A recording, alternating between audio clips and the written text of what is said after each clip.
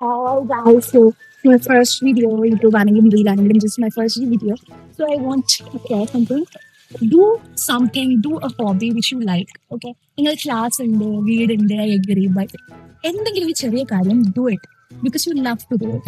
ഇപ്പം ഞാൻ പറഞ്ഞല്ലോ എനിക്ക് ഡാൻസിങ് ആക്ടിങ് ഒക്കെ ഭയങ്കര ഇഷ്ടമായിരുന്നു. ബട്ട് ഡാൻസിങ് എനിക്കിപ്പോൾ പോകാൻ പറ്റില്ല ബിക്കോസ് എനിക്ക് ക്ലാസ്സസ് ഉണ്ട് സാറ്റർഡേ സൺഡേ. സോ എൻ്റെ ഇത് ഞാൻ ഒരു സ്പോർട്ട് ചൂസ് ചെയ്തു which is swimming. I love swimming. എനിക്ക് വേറെ സ്പോർട്സിനോട് ഒരുവിധ താല്പര്യവും എനിക്കില്ല. ഞാൻ ഒരു കഥ ഞാൻ പണ്ട് സ്കൂളിൽ വെച്ചിട്ട് ഞാൻ റെഡ് ഹൗസിന്റെ ക്യാപ്റ്റൻ ആയിരുന്നു. Okay, so I use to go during sports day just to eat the glucose they provide to the athlete. എനിക്കല്ല. അപ്പം ഞാൻ എന്ത് ചെയ്യും, ഞാൻ റെഡ് ഹൗസ് ക്യാപ്റ്റൻ കൂടെ ആയിരുന്നു. അങ്ങനെ ഞാൻ എന്ത് ചെയ്യും, സ്പോർട്സ് ഡേ ആയപ്പോഴത്തേക്കും പോയി. അപ്പോൾ നമ്മുടെ റെഡ് ഹൗസിലെ ടീമിലെ കുറച്ച് ടീച്ചേഴ്സ് ഉണ്ട്.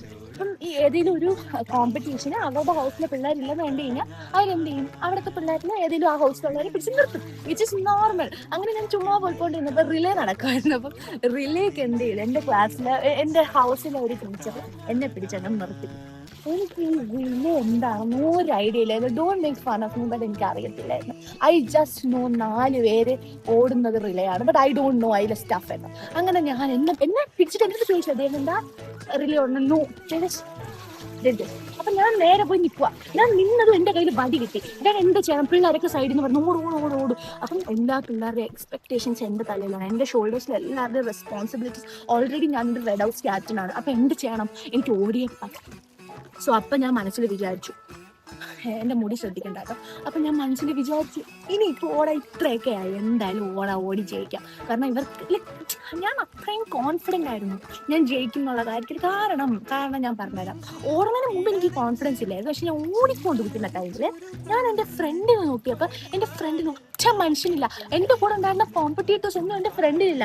സോ എന്താ ഞാൻ വിചാരിച്ചത്, ഞാൻ ജയിച്ചു. ഞാൻ അപ്പം തന്നെ എൻ്റെ ജയം ഉറപ്പിച്ചു. ഞാൻ വീട്ടിലെങ്ങനെ അമ്മ പറയും, ടീച്ചേഴ്സ് വിൽ ബി പ്രൗഡ്, പിള്ളേർ will be proud, red house captain, ഇതൊക്കെ വിചാരിച്ചു ഞാൻ മുന്നേറിക്കൊണ്ടിരിക്കുകയാണ്. നെക്സ്റ്റ് ഞാൻ ജസ്റ്റ് തിരിഞ്ഞ് നോക്കി, എനിക്കിപ്പോൾ എൻ്റെ പുറകിലും ആരുമില്ല. അപ്പം എനിക്കിനിപ്പം ഇപ്പം എങ്ങാനും പിള്ളേർ ഷെയിമായിട്ട് എൻ്റെ കൂടെ മത്സരിക്കാനായിട്ട് അങ്ങനെ പോയതാണ്. ഓക്കെ, അങ്ങനെയൊക്കെ വിചാരിച്ചു. പിന്നെ ഞാൻ കേൾക്കുന്ന അനൗൺസ്മെന്റ് ഗ്രൗണ്ട് ക്ലിയർ ചെയ്യാനുള്ള അനൗൺസ്മെന്റ്. അടുത്ത ഇത് നടത്തണം, മതി നടന്നെത്തിയത്, വേഗം വാ, അടുത്ത ഗെയിം നടക്കണം. ഞാൻ അത് ഇത്രയും പേരുടെ മുമ്പിൽ ചമ്മി നാറിപ്പോയി. കാരണം എൻ്റെ ബാക്കിൽ നിൽക്കുന്ന ഫ്രണ്ടിൽ നിൽക്കണവർക്ക് ഓൾറെഡി ഓടിയെത്തി. ഇനി ആര് വരാനാണ്. ഞാൻ ഉള്ള കാര്യം എൻ്റെ ജഡ്ജ്മെന്റിന്റെ മിസ്റ്റേക്കാണ്. കാരണം ഞാൻ ഭയങ്കര സ്പീഡിലാണ് ഓടിയത് അക്കോർഡിംഗ് ടു മീ. എനിവേ, അതിൽ നിന്ന് എനിക്ക് എന്ത് മനസ്സിലായി, എനിക്ക് സ്പോർട്സ് പറഞ്ഞിട്ടുള്ള കാര്യമല്ല. Then I chose